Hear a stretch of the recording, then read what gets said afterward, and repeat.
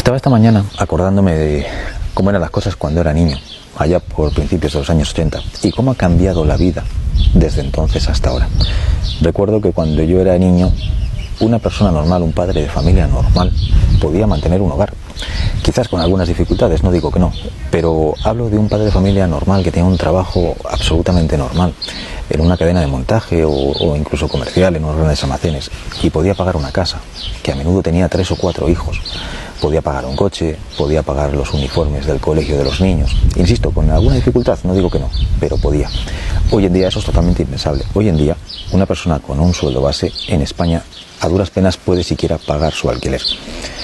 Echando un vistacillo a los sueldos y al coste de la vida que había en aquel entonces y al que hay ahora, para ver dónde está esa diferencia, por qué han cambiado tanto las cosas, he visto que, aunque los ingresos en aquel entonces eran 10 veces menos, el coste de vida también era 10 veces menos. Es decir, la moneda se ha devaluado, pero el coste de vida en términos generales se podría decir que es el mismo.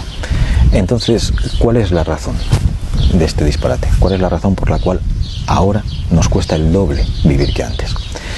Si uno empieza a indagar y empieza a revisar las diferentes cargas impositivas que se han venido aplicando, en el caso concreto de España, pero supongo que en otros países será igual, desde hace 40 años a esta parte, enseguida llama la atención que los impuestos no han hecho más que subir y subir y subir y subir. El primer impuesto que empezó a aplicarse fue en el año 86 el IVA, que en aquel momento era del 12%. A hoy en día es el 21%. Luego se aumentaron los impuestos de sucesiones, los impuestos de patrimonio, el impuesto de aquí, el impuesto de allá. Luego empezamos a pagar por cosas por las que nunca habíamos pagado. Un ejemplo, las autopistas o aparcar el coche en la calle. Hoy en día pagamos por 1 millón de cosas por las que antes no pagábamos. Entonces, toda esa carga impositiva que ha hecho que nuestro coste de vida sea el doble, ¿a dónde va? ¿Qué hace el Estado con ese dinero? Porque de la España de 1980 a la España actual no hay tantas diferencias. En aquel momento había colegios igual que hay ahora, había hospitales igual que hay ahora, había carreteras igual que hay ahora.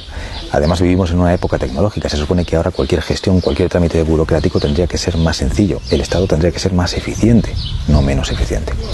Si miramos las cifras de los funcionarios que había en España en aquel entonces y las que hay ahora, el resultado es demencial, una auténtica locura. En el año 1975, en España había 500.000 funcionarios directos, con una población de 40 millones de habitantes. En el año 2020, en España, hay 3.500.000 funcionarios, con una población de 50 millones de habitantes. Es decir, la población se ha incrementado un 25% y el número de funcionarios se ha incrementado un 700%. Es una auténtica barbaridad. Y ese es el punto, esa es la raíz y esa es la base de todos los problemas. Ese es el motivo por el cual nuestro coste de vida es ahora el doble o el triple de lo que era hace 40 años. Pero ya no solo tenemos que asumir esa carga impositiva para mantener a todo ese cúmulo de parásitos, es que además nos mienten de forma descarada. Y basta con hacer una sencilla cuenta. Si cogemos un impuesto, por ejemplo, el impuesto del tabaco, se supone que el Estado español tiene hoy por hoy un impuesto al tabaco del 51%. Si yo voy al estanco y compro un paquete de Marlboro, me cuesta 5 euros. Y el Estado me dice que de esos 5 euros, el 51% son impuestos.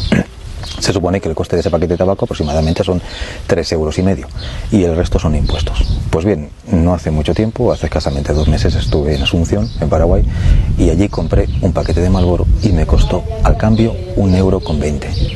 Y ya tenía los impuestos paraguayos. Allí también hay IVA y también hay otros impuestos. Es decir, ese paquete que el Estado me está diciendo que cuesta 3,5 euros, realmente cuesta menos de 1 euro. Y esos impuestos que el Estado me está diciendo que son un 51%, realmente son un 500%.